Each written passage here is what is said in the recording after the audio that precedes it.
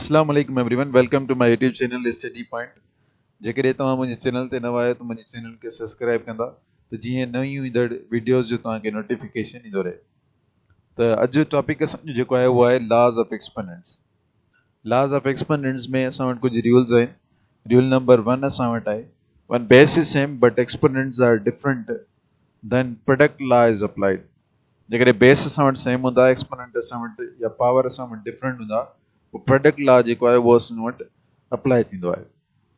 ठीकु आहे, कीअं फॉर्मूला से सपोज असां वटि a power m dot a power n लिखियलु आहे। हाणे हिन में ॾिसो जेको फर्स्ट नंबर आहे उहो आहे ए पावर एम। ए पावर एम में बेस असांजो ए आहे ऐं पावर असांजो छा आहे, एक्सपोनेंट असांजो छा आहे, एम आहे। सेकंड नंबर असां वटि आहे ए पावर एन। हिन में सेकंड नंबर में त असांजो बेस छा आहे, ए आहे ऐं पावर छा आहे, एन आहे। त हिन में असां ॾिसी सघूं था ॿिन्हिनि जा बेस जेके नंबर छा उहे सेम आहिनि, ए आहिनि, ऐं पावर छा आहिनि उहे डिफरेंट आहिनि, एम ऐं एन आहिनि। ठीकु आहे, त जॾहिं बेस असां वटि सेम हूंदा त पावर असां छा कंदासीं, पावर डिफरेंट हुजनि त असां पावर पाण में एड कंदा आहियूं। हाणे ॾिसो हिन में बेस सेम, ए हिन जो बि बेस ए ऐं सेकंड नंबर जो बि बेस ए, त असां ए लिखियोसीं हिते।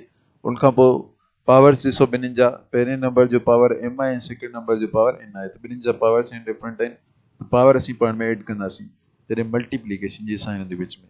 ठीकु आहे, त पावर असांजा एड थिया, a power m plus n, power असां ॿिन्हिनि जा छा कयासीं, एड कयासीं। एग्जाम्पल, हाणे असां वटि से सपोज आहे 2 जो क्यूब मल्टीप्लाई बाय 2 स्क्वायर। ठीकु आहे, 2 जो स्क्वायर। हाणे ॾिसो फर्स्ट नंबर असां वटि आहे 2 जो क्यूब। हाणे हिन में बेस असांजो छा आहे, फर्स्ट नंबर में 2 आहे। ठीकु आहे, ऐं पावर छा आहे, 3 आहे। सेकंड नंबर असांजो ॾिसो, हाणे हिन में बेस छा आहे असांजो 2 आहे ऐं पावर छा आहे असांजो 2 आहे। हाणे ॾिसो ॿिन्हिनि जा जेके बेस नंबर छा उहे छा आहिनि, सेम आहिनि। हिन जो बेस 2 आहे फर्स्ट नंबर जो, ऐं सेकंड नंबर जो बि बेस छा आहे, 2 आहे। त असां 2 हिकु दफ़ा लिखियोसीं, उनखां पोइ हाणे मल्टीप्लीकेशन जी साइन आहे, पावर असां छा कंदासीं, एड कंदासीं, छो त बेस असांजा सेम आहिनि ऐं पावर असांजा छा आहिनि, डिफरेंट आहिनि। त पावर डिफरेंट आहिनि, 3 + 2 असांजो छा थींदो, वञी करे 5 थींदो। उनखां पोइ नेक्स्ट एग्जाम्पल असां वटि आहे 5 पावर 4 मल्टीप्लाई बाय 5 पावर 3। हाणे हिन में ॾिसो तव्हां फर्स्ट नंबर असां वटि आहे 5 पावर 4।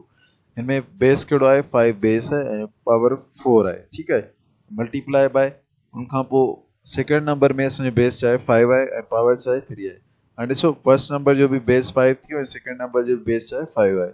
ॿिन्हिनि जो बेस सेम आहे त असां सेम बेस 5 लिखियोसीं हिकु दफ़ो। ठीकु आहे, उनखां पोइ पावर छा आहिनि, डिफरेंट आहिनि, त असां छा कंदासीं, मल्टीप्लीकेशन जी साइन आहे, पावर डिफरेंट हुजनि त पोइ असीं छा कंदा आहियूं, पावर एड कंदा आहियूं, त 4 + 3 असांजो छा थींदो वञी, 7।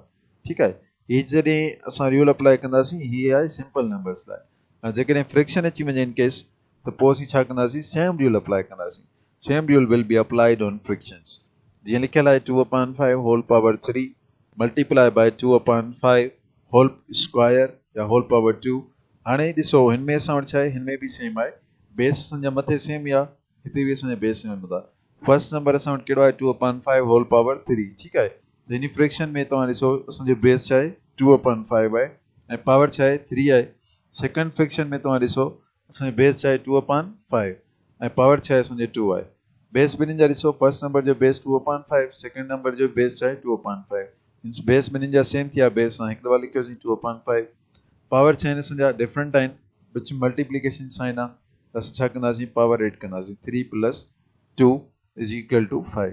ठीकु आहे, माना हीअ रूल असांखे छा पियो ॿुधाए, जॾहिं असां वटि ॿ नंबर्स आहिनि कोई या ॿ खां वधीक नंबर्स आहिनि, जेकॾहिं उन्हनि जा बेस सेम आहिनि सभिनी नंबर्स जा, पोइ असीं छा कंदासीं, बेस हिकु दफ़ा लिखंदासीं, ऐं जेकॾहिं पावर उनजा डिफरेंट हुजनि चाहे सेम हुजनि, पोइ असां उन्हनि जा पावर छा कंदा आहियूं, एड कंदा आहियूं पाण में।